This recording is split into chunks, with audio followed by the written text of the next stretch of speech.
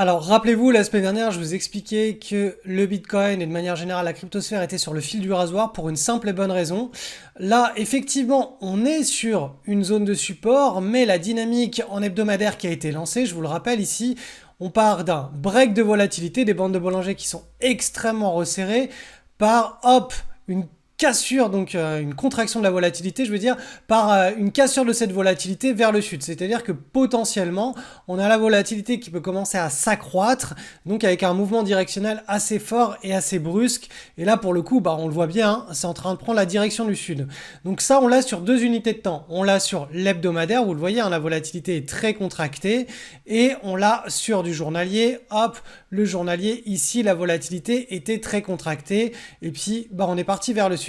Alors effectivement, on arrive sur un support et c'est pour ça que je vous expliquais la semaine dernière qu'on est sur le fil du rasoir parce que ce support en hebdomadaire, il correspond à l'inversion du marché baissier vers un marché haussier. Je vous rappelle qu'on est passé ici, là, en marché haussier et qu'il faut que ce niveau de support ici tienne pour qu'on reste dans un état de bull market. Si ce support casse, ça voudra dire que tout simplement, la contagion de la volatilité qui a eu lieu en journalier, qui est en train de se répandre en hebdomadaire, elle pourrait amener une cassure de ce support et mener finalement à une nouvelle vague de baisse qui nous amène sur le retest des plus bas de l'année 2022.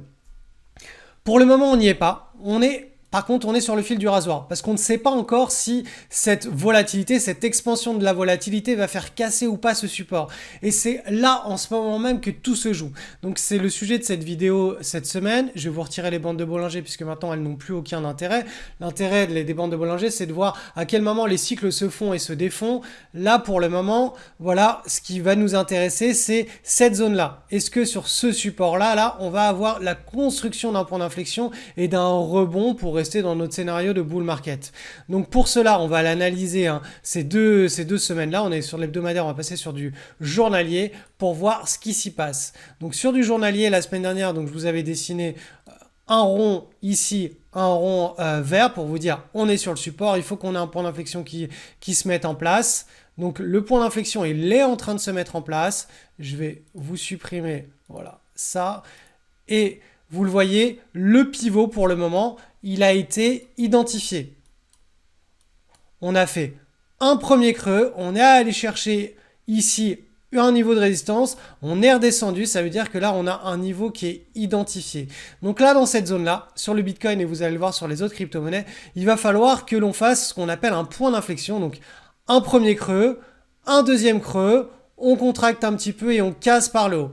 Donc ça, si ça se met en place et qu'on a une cassure par le haut, notre histoire de fil de rasoir, ok, on sera passé d'un état de fil de rasoir à un état où on rebondit, on peut aller à nouveau chercher les plus hauts. Et donc, je vous rappelle que ça correspondrait au scénario en hebdomadaire que je vous ai dessiné depuis de nombreuses semaines, à savoir la continuation du bull market avec une belle marge d'escalier. Donc là, il va vraiment, c'est décisif là, ce qui est en train de se passer.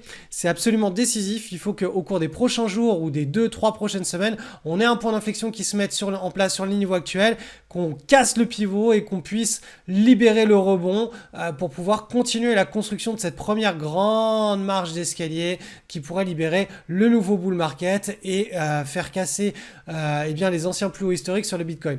Donc là, vraiment, ça joue ici. On est sur une zone de support. On l'a vu, la volatilité ici, elle est au minimal et on l'a cassée par le sud. Donc ça veut dire que potentiellement, on est en train d'avoir une contagion en journalier, en hebdomadaire de la volatilité qui est en train de s'épandre et qui pourrait mener à la rupture de ce support. C'est pour ça qu'on va vraiment le suivre en détail au fil des prochains jours au sein de mon canal Telegram. Donc pour l'Ether, je ne vais pas vous la refaire au complet, mais la logique est la même. On est en hebdomadaire ici sur un support, on est en train de travailler ce support, donc il faut qu'on aille analyser ça en journalier sur l'unité de temps inférieure pour trouver ce qui se passe là. Donc vous le voyez, on a le pivot qui a été défini cette semaine, hop, et il va falloir que l'on casse ce pivot par le nord. pour que le support soit sauvé et qu'on ait effectivement, vous voyez, cette zone de support qui a été tapée une fois et qui là est en train d'être travaillée une deuxième fois, puisse être sauvée et qu'on reste dans notre état de bull market et d'un potentiel futur trade très intéressant sur de mon point de vue l'Ether, qui devrait être l'un des meilleurs trades hebdomadaires pour ce début de bull market si on reste en l'état de bull market. Et c'est pour cette raison, je le rappelle, que dans ce canal Telegram, on va suivre au fil des prochaines heures, des prochains jours et des 2-3 prochaines semaines, ce qui se passe sur ce fil de rasoir, sur ce support. Le XRP qui lui est un trade, je le rappelle, sur une unité de temps mensuelle, une grande pattern beaucoup plus longue dans le temps. Donc là, en mensuel, le mois d'août qui va bientôt se terminer dans quelques jours, vous voyez qu'on est toujours au-dessus de ce double creux, de ce pivot. Donc on est toujours dans la dynamique d'aller chercher du bas du triangle vers le haut du triangle et éventuellement par la suite une cassure. On va maintenant passer en hebdomadaire. Donc en hebdomadaire, ça ressemble davantage au Bitcoin et à l'Ethereum, à l'Ether, à savoir... On est venu chercher la zone de support ici, donc on est allé très haut, on est revenu, on est sur la zone de support. Et donc là, il va falloir que l'on regarde ce qui se passe ici sur l'unité de temps inférieure en journalier pour voir si un point d'inflexion se met en place. Boum, je passe sur du journalier. Et ce que je vous avais dessiné la semaine dernière, un double creux, là, ça y est, on a enfin, voilà, ce point d'inflexion. Alors je vais vous le redessiner de manière un petit peu plus propre. Mais le point d'inflexion, il est identifié puisqu'on a le pivot ici, on a un premier creux, un deuxième creux en formation. Et donc, en bleu, ça vous donne un premier creux, un deuxième creux en formation. Et si on casse, boum, on sauve le grand support et on peut consolider de manière un petit peu plus large dans ce potentiel grand triangle en journalier qui permettrait de rejoindre, je vous le rappelle, en mensuel, tout simplement le haut de cet énorme triangle mensuel avec la zone des, on va dire, voilà, des 1,30 sur le XRP contre du dollar. Et enfin, pour terminer, si vous ne l'avez pas encore visionné, je viens de publier la première vidéo, le premier épisode sur 4 épisodes de la série Mes confessions de trader pour le spéculateur libre 8.0. Donc cette première vidéo dure 24 minutes. Je vous invite vraiment à la regarder pour prendre conscience de ce qui se passe depuis 5-10 ans sur les marchés financiers. C'est un espèce de chamboulement total de l'industrie et c'est une grande opportunité pour les investisseurs indépendants puisqu'on a accès maintenant à des outils, à de l'information, à des choses qui nous permettent d'être totalement autonomes. Ça coûte rien du tout. Je veux dire, à l'époque, passer des ordres de bourse, avoir accès à des flux financiers, avoir accès à des études, structurer un écosystème pour pouvoir saisir des opportunités, ça coûtait littéralement des centaines de milliers de dollars. Maintenant, ça ne coûte plus rien. Donc, je vous explique un petit peu comment concrètement appréhender ce nouveau monde. Et pour tous ceux qui veulent